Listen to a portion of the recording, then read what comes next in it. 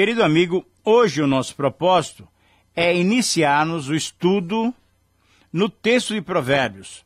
Nós vamos estudar o capítulo 1 do livro de Provérbios, nós vamos estudar Provérbios 1 a 33.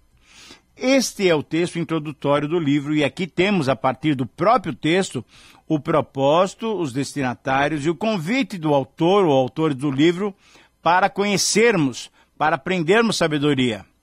Ao analisarmos esse conteúdo, podemos ter como título a seguinte expressão: o valor dos provérbios e o aviso da sabedoria. Eu repito, o valor dos provérbios e o aviso da sabedoria. O livro de Provérbios trabalha com a sabedoria divina para fazê-la compreensível e acessível a todas as pessoas, sejam elas cristãs ou não cristãs.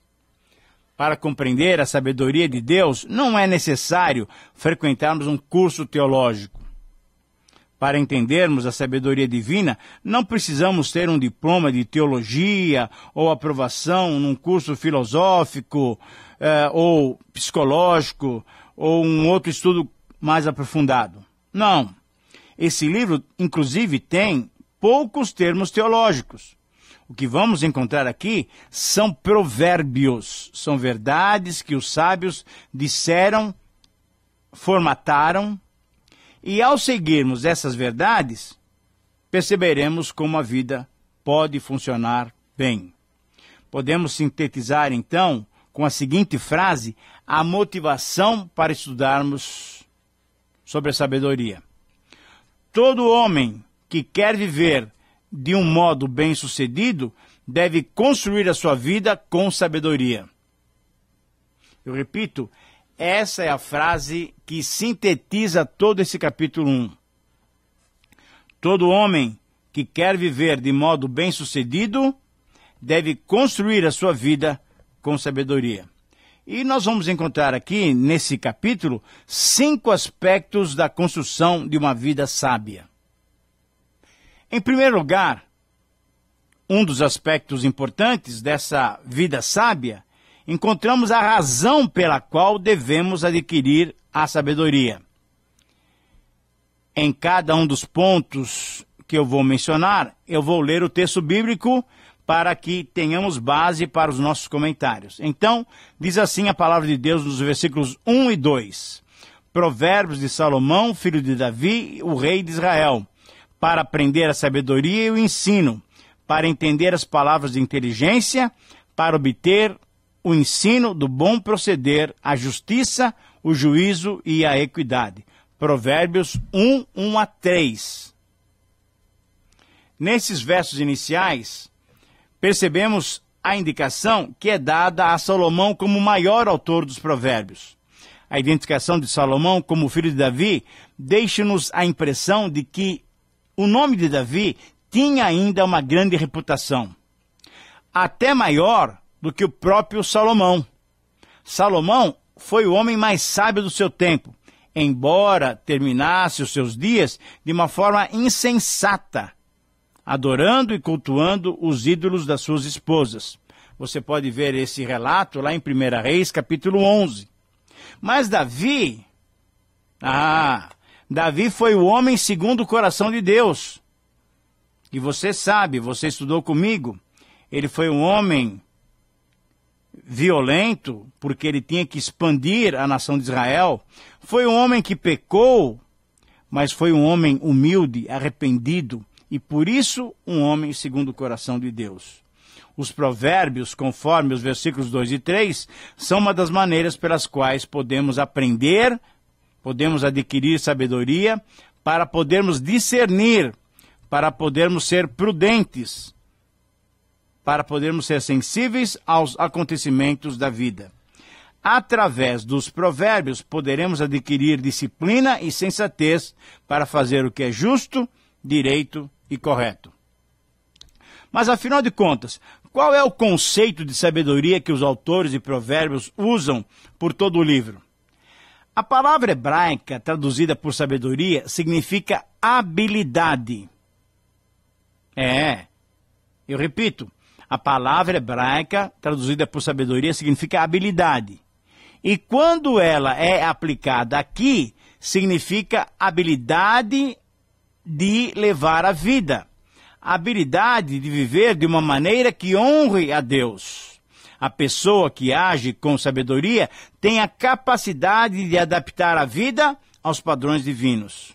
E a distinção da sabedoria hebraica com a sabedoria dos outros povos da antiguidade, como nós já falamos no programa anterior, é que a sabedoria hebraica exposta nesse livro de Provérbios está fundamentada no temor ao Senhor. Nós vamos ver isso bem claramente no versículo 7. Nesses versos, fica claro que o propósito do livro, então, é ensinar, é corrigir, é fazer com que aquele que estuda o seu conteúdo tenha condições de viver a vida de um modo agradável ao Senhor, que aquele que estude o seu conteúdo seja, então, capaz de entender os caminhos do Senhor. É para viver adequadamente que esses provérbios foram escritos e registrados. Em segundo lugar, no segundo aspecto, nos versículos 4 a 6, encontramos a motivação para propagarmos a sabedoria. Enquanto nos versos 2 e 3 aplicavam-se aos mais novos, aos jovens, essa ideia de adquirir sabedoria, nesses versos 4 a 6, aplica-se esse desejo de aprender sabedoria, aplicam-se aos professores, aos pais, aos mestres, mostrando a necessidade de passarmos para as próximas gerações esses conceitos que os ajudarão a viver e a viver bem, a viver sabiamente durante a sua jornada terrena. O texto dos versículos 4, 5 e 6 diz o seguinte: para dar aos simples prudência e aos jovens conhecimento e bom siso. Ouça o sábio e cresça em prudência, e o instruído adquira habilidade, para entender provérbios e parábolas, as palavras e enigmas dos sábios. Querido amigo, o que o autor propõe aqui, então, é que tenhamos como alvo ensinar os mais simples, ensinar os mais jovens, os de menor capacidade, a fim de que sejam capazes de entender o juízo, a justiça e o bom proceder na vida. No verso 5, há um apelo para que os sábios conheçam ainda mais para poderem repartir com os demais. É necessário que todos nós aprendamos mais para poder ajudar os outros. É necessário aprendermos mais porque provérbios são sentenças concisas, são verdades ditas de forma reduzida e ditas através de parábolas e enigmas com necessidade de serem explicadas para os que querem viver de uma maneira correta diante de Deus e diante dos homens. No verso 7, então, em terceiro lugar, temos um outro aspecto. Nós encontramos aqui o princípio no qual esse livro está firmado. Eu leio o texto para você. O temor do Senhor é o princípio do saber, mas os loucos desprezam a sabedoria e o ensino. Como dissemos há pouco, a distinção da sabedoria hebraica com a sabedoria dos outros povos da antiguidade é que a sabedoria hebraica exposta nesse livro de Provérbios está fundamentado no temor ao Senhor. E esse verso é bem direto em mostrar-nos que o temor do Senhor é aquela atitude de reverência que devemos ter diante do Senhor. O temor ao Senhor deve ser o início da busca pela sabedoria. Agora, temer é sinônimo de reverência, de adoração, de reconhecimento da grandiosidade de Deus, de que para Ele não há impossíveis. Descobrimos a verdadeira relevância da vida ao nos aproximarmos de Deus numa atitude de humildade e de submissão. E não com pavor, medo e sobressalto. Não, isso não é temer a Deus. Então, a partir daqui, o livro vai explicar como podemos temer a Deus no nosso dia a dia, como podemos reverenciá-lo, como podemos adorá-lo, como podemos dizer no nosso dia a dia que realmente Ele tem importância para nós. Tememos a Deus ao vivermos sabiamente de acordo com seus conselhos, assim como disse o salmista. O temor do Senhor é o princípio da sabedoria, revelam prudência os que o praticam. Salmo 111, versículo 10. Querido amigo, se você quer viver de modo equilibrado e prudente, tema a Deus, pratique a vontade do Senhor. Em quarto lugar, um outro aspecto que temos a considerar está nos versos 8 a 19. É um texto longo, eu vou lê-lo para você. Aqui nós vamos encontrar uma advertência dada pela sabedoria sobre as más companhias. Diz assim a palavra do Senhor: Filho meu, ouve o ensino do teu pai e não deixe a instrução da tua mãe, porque serão diadema de graça para a tua cabeça e colares para o teu pescoço. Filho meu, se os pecadores querem seduzir-te, não consintas. Se disserem, vem conosco, embosquemo-nos para derramar sangue, espreitemos ainda que sem motivos inocentes, traguemo-los vivos como o abismo e inteiros como os que descem a cova, acharemos toda sorte de bens preciosos, encheremos de despojos a nossa casa. Lança a tua sorte entre nós, teremos todos uma só bolsa. Filho meu, não te ponhas a caminho com eles. Guarda das suas veredas os seus pés, porque os seus pés correm para o mal e se apressam a derramar sangue, pois em vão se estende a rede à vista de qualquer ave. Estes se emboscam contra o seu próprio sangue e a sua própria vida espreitam. Tal é a sorte de todo ganancioso, e esse espírito de ganância tira a vida de quem o possui. Querido amigo, essas palavras são claras. A partir desse texto, indo até o final do capítulo 9, versículo 18, o que encontramos aqui, então, é uma personificação da sabedoria, chamando a atenção do leitor para alguns conselhos bem importantes a respeito de como fazer a vida funcionar de um modo agradável a Deus. Mas a pergunta que se faz é essa. Essa pessoalidade da sabedoria seria a representação de alguém?